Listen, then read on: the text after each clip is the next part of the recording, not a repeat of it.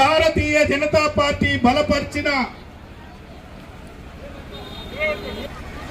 గుర్తుపై ఓటేసి బ్రహ్మకుండా నలు దిక్కుల నుండి గ్రామ నలు మూలల నుండి కలవాలి, వాళ్ళ ఆశీర్వాదం తీసుకోవాలి, ఈ గ్రామ అభివృద్ధి కోసం మరి రాజును ఆశీర్వదించాలి అని వేడుకోవడానికి నేను ఇక్కడికి వచ్చిన. చాలా సంతోషం. మీ అందరికీ తెలుసు, గత 2 పర్యాయాలు వర్ధన్నపేట నియోజకవర్గ శాసనసభ్యునిగా ఈ గ్రామానికి వచ్చినప్పుడు నన్ను నిండు మనసుతో మీరు ఆశీర్వదించారు, నన్ను నిండు మనసుతో మీరు దీవించారు. మరి మీ ఆశీర్వాదంతో, మీ దీవెనలతో 10 సంవత్సరాలు శాసనసభ్యునిగా ఈ నియోజకవర్గానికి పెద్ద జీతగాన్లాగా పనిచేశాను. మీ బిడ్డగా, మీ సోదరునిగా మీ మధ్యలో ఉన్నాను, మీ ఆపద సంపదలో ఉన్నాను, మీ మంచి చెడులో ఉన్నాను. ఈ నియోజకవర్గ అభివృద్ధి కోసం అహర్నిశలు పనిచేశాను. ఆ రోజు రాష్ట్రంలో అధికారంలో ఉన్న మరి ముఖ్యమంత్రి గారి సహకారంతో, మరి గతంలో ఉన్న మంత్రుల సహకారంతో ఏమి నిధులు తీసుకొచ్చినో మీకు తెలుసు. మరి అంతకు మించి కేంద్రం నుండి మరి ఈజీఎస్ పనులు కావచ్చు, మన అంతర్గత సిసి రోడ్ల నిర్మాణం కావచ్చు, మరి అనేక సెంట్రల్ ఫండ్స్ తీసుకొచ్చి ఈ గ్రామాన్ని ఏ మేరకు అభివృద్ధి చేసినో మీ కళ్ళ ముందు ఉంది. ఏ దళిత వాడకు పైన, ఏ బీసీ వాడకు పైన బ్రహ్మాండమైన సిసి రోడ్డు మనం తీసుకున్నాం.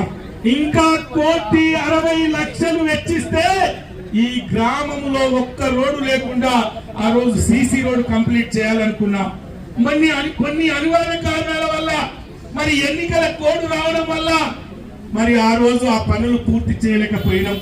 మరి 3వ సారి మీ ఆశీర్వాదం కోసం ఇక్కడికి వచ్చిన, ఆ రోజు మిమ్మల్ని ఆశీర్వదించమని అడిగినా, కానీ కాంగ్రెస్ ప్రభుత్వం, కాంగ్రెస్ పార్టీ, అప్పటి పిసిసి, ఇప్పటి ముఖ్యమంత్రి, అప్పటి కాంగ్రెస్ అభ్యర్థి, మరి ఇప్పటి కాంగ్రెస్ ఎమ్మెల్యే గారు ఏం మాయ మాటలు చెప్పిందో మీరు ఆలోచన చెయ్యాలి. ఈ సందర్భంగా మీకు గుర్తు చేయాలి. ఏం చెప్పిందమ్మా? మా వృద్ధులకు, మా వితంతువులకు, మా నేతన్నకు, మా గీతన్నకు, మా ఒంటరి స్త్రీకి, మా బోధకాలు బాధితులకు 2,000 పెన్షన్ నుండి 4,000 చేస్తామన్నారు. అంతేనా? అంతేనా? మా దివ్యాంగులకు 3,000 నుండి 6,000 చేస్తా అన్నారు. మరి మార్పు కావాలి. మా సన్నకారు, చిన్నకారు రైతుకు రైతు బంధు 7,500 నుండి 17,000 చేస్తామన్నారు. మరి ఏమో సన్న బియ్యము, దొడ్డు బియ్యము, ఇంకా చెప్పాలంటే చాలా చెప్పిండ్రు. ఏం చెప్పిండ్రు తల్లి? అత్తకు కోడలకు 2,500 అన్నారు. వస్తున్నాయా? వచ్చినాయా? వచ్చినాయి. సప్పుడు చేస్తలేదు.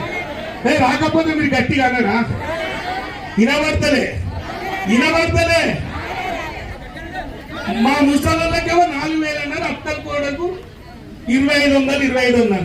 ఇంకేం చెప్పిల్లమ్మా? అప్పుడు కళ్యాణ లక్ష్మి చెక్కు నేను 1,116 చెక్కు పట్టుకొని మా ఇల్లందు గ్రామంలో, వర్ధన్నపేట నియోజకవర్గంలో గల్లీ గ్రామాన చెక్కిచ్చి మీ ఆశీర్వాదం తీసుకొని మీకు అందజేసిన. మరి ఏమన్నారు నాగరాజు గారు? ఏమన్నాడు రేవంత్ రెడ్డి?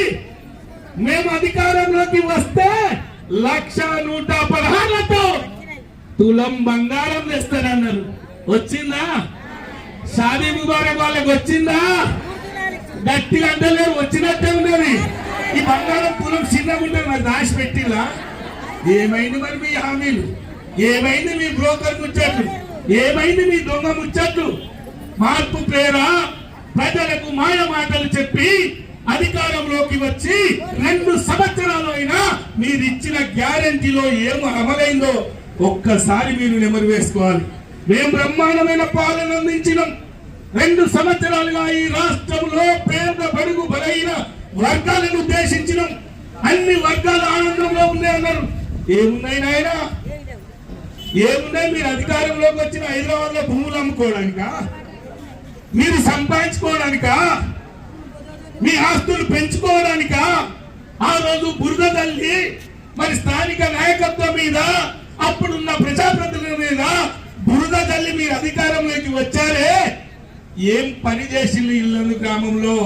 మీ బిడ్డగా, మీరు ఆశీర్వదించిన బిడ్డగా నేను బాధ్యత బల్లగుద్ది చెప్తున్నా.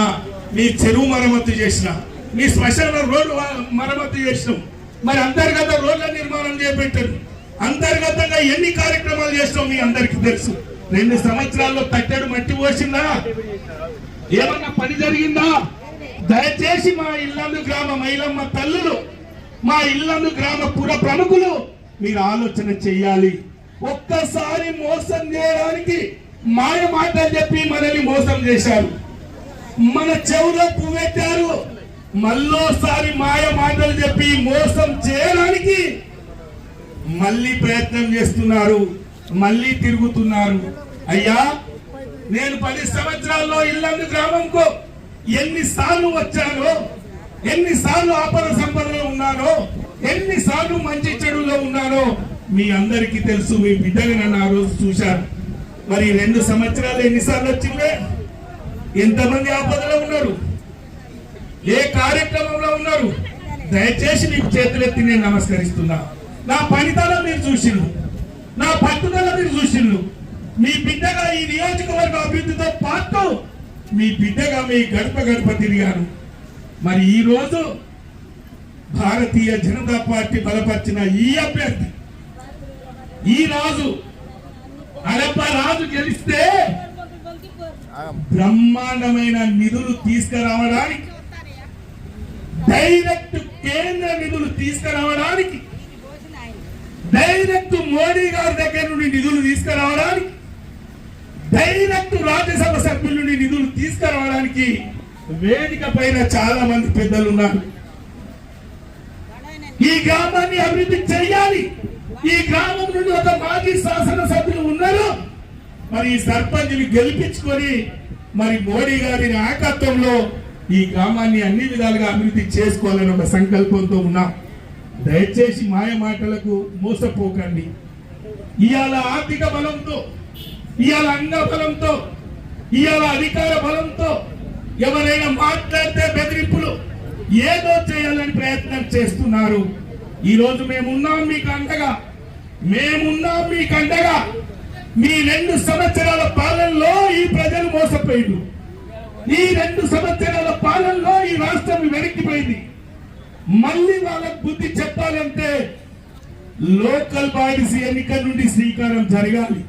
ప్రశ్నించే వ్యక్తి కావాలి, నిస్వార్థంగా పనిచేసే వ్యక్తి కావాలి, కేంద్ర నిధులు తీసుకొచ్చి అభివృద్ధి చేసే వ్యక్తి కావాలి.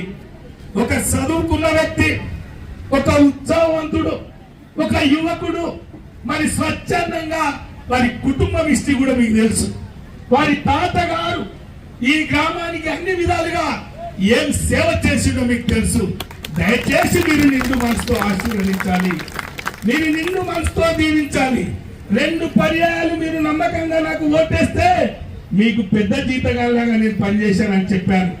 ఈ రోజు హడపరాజు గారిని మీరు గెలిపిస్తే ఇల్లందు గ్రామాన్ని ఒక ఆదర్శ గ్రామంగా తీర్చిదిద్దుతామని కూడా ఈ సందర్భంగా నేను మీకు మనవి చేస్తూ, మరి సమయం లేట్ అయింది చాలా. నీ ఓటు ఎవరికే?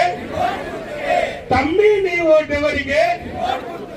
చెల్లె నీ ఓటు ఎవరికి? అరప్ప రాజు గారి రిమోట్ గుర్తుకే. నమస్కారం